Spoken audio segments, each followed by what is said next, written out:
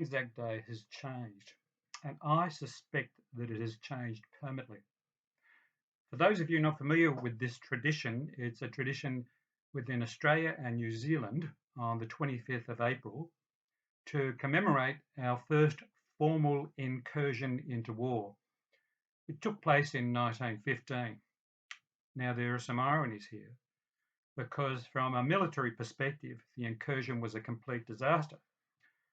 But from this episode in 1915, some really important stories emerged about heroism and sacrifice.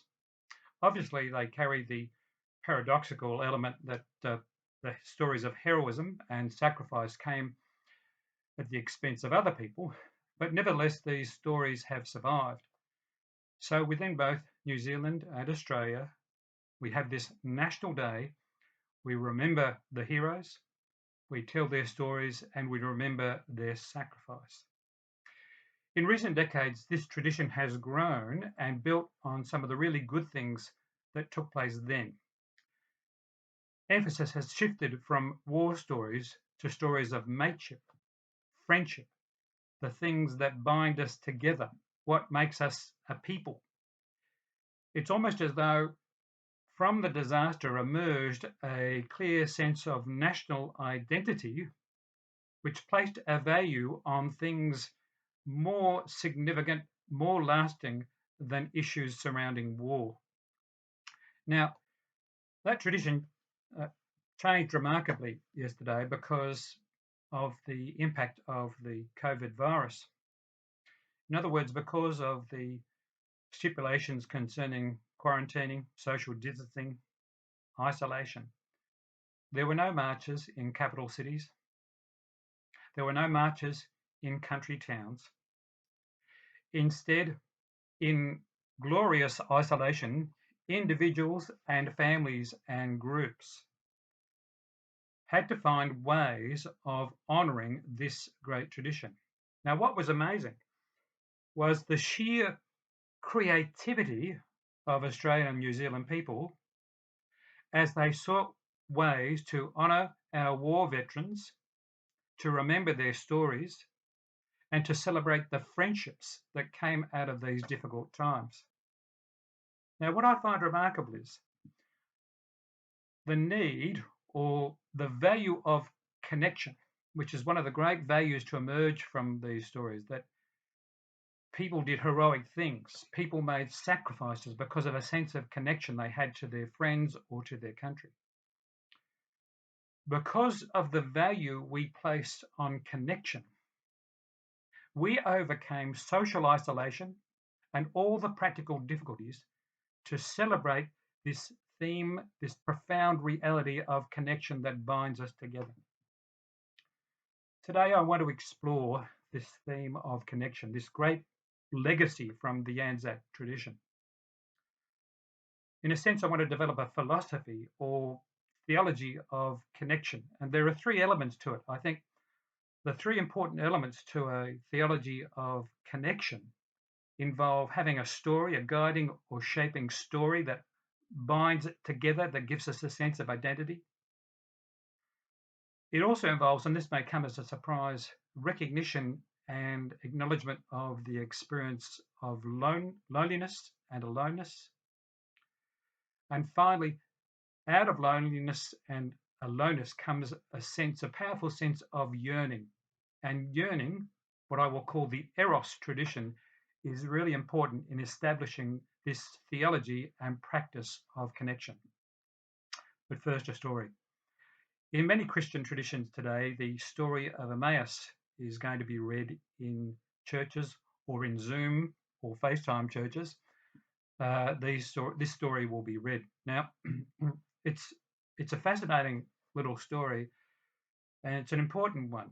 And it represents, in a sense, an example or a yardstick for our modern journey. The story is very simple, and to appreciate it, we need to put it in context. With the crucifixion of Jesus, in many ways, his movement, the Jesus movement, ended in complete failure. Jesus was crucified by the Romans because he was considered a subversive figure. The figure of the cross, then, a Roman form of execution, was a symbol of shame. Strangely, in generations to follow, out of this experience and out of this symbol of shame emerged right throughout the Mediterranean a number of small, vibrant Christian communities. The story of Emmaus is a story that, in a sense, captures the power of the Eastern tradition and the transformative powers that it released. The story begins with ambiguity. There are these two men making a journey.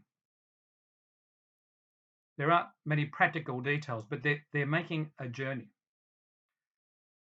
They're making a journey out of or from the shadow of the cross. They are somewhat confused, uncertain by what took place in Jerusalem. And on the journey, along the way, they encounter Jesus unexpectedly. He accompanies them on the journey, and they become immersed in a conversation, but they don't really recognize who he is. Eventually, they invite him to stay with them, and it's in the sharing of a meal, in the breaking of the bread, they have an epiphany. They recognize that Jesus is present with them, that the radical transformation that they had heard from others is taking place in their lives, in their experience of community with Jesus. Just as ambiguously as Jesus appeared, he then is removed or disappears from the scene. It's a wonderful little vignette, I think, of the Christian faith.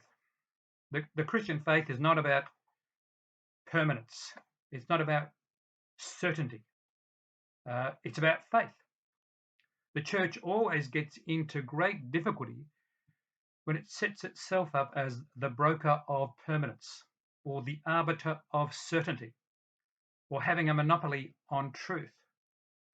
The Christian journey is a journey of faith. We travel light. We are always on the move.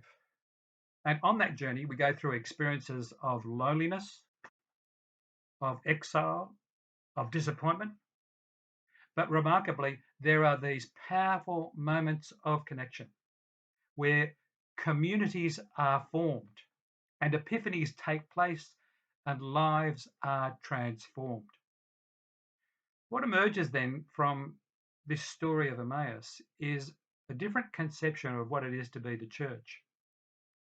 So rather than people of permanence and certainty, stuck in certain practices, stuck with certain dogma, we are people on the move.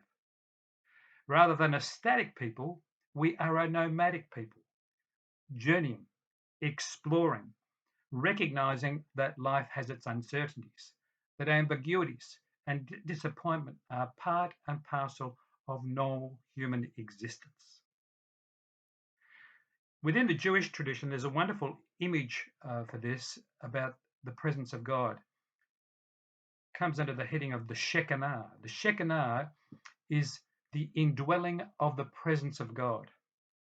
So it happens, people experience the indwelling or the presence on the divine on the journey. Unexpectedly, in community, God makes God's self present. And this sense of presence that we discover serendipitously on the journey transforms us and makes us a people.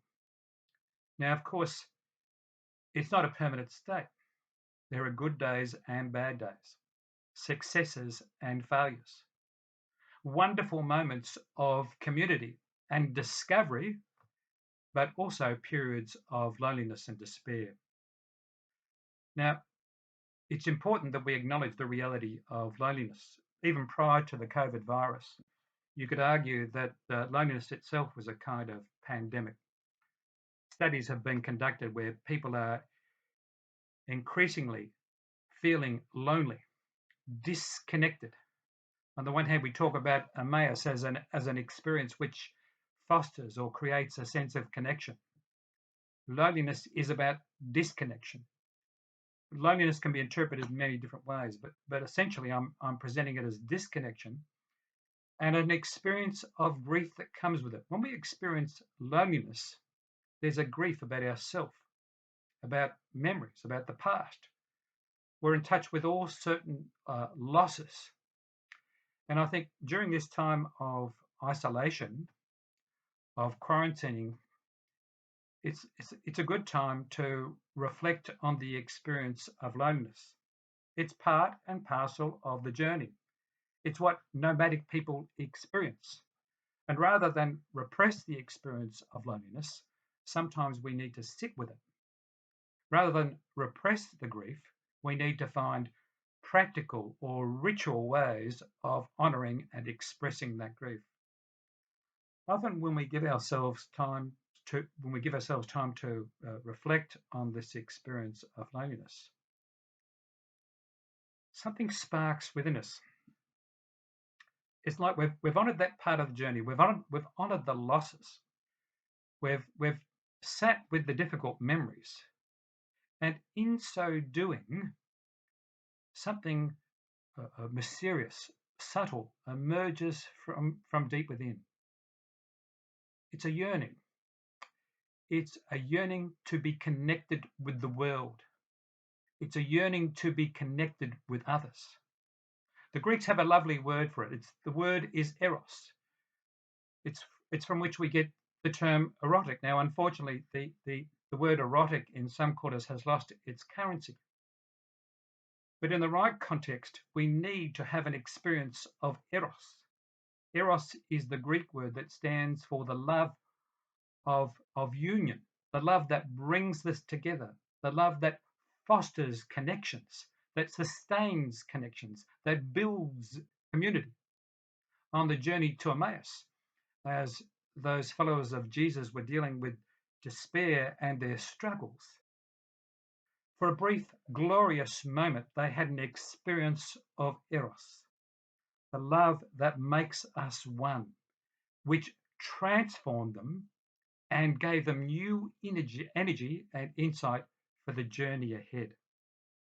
Now, there are other words and practices of love within the Greco-Roman tradition, and these surface, of course, in the New Testament.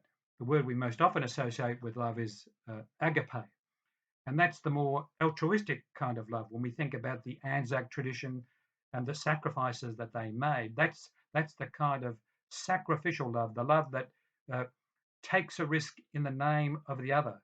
But we need all these perspectives on love, because also out of the ANZAC tradition was a new estimation of the value of friendship.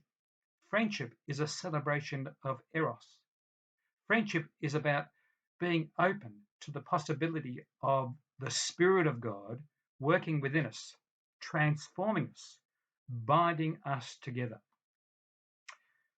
This journey that we've been invited onto is a journey of faith. There are no simple answers. But on the other hand, it gives us permission to live gently, to live with grace, to accept the complexities and ambiguities of life.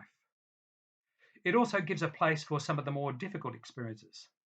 This nomadic journey includes experiences of loneliness, of solitude, of disconnection, but also of discovery.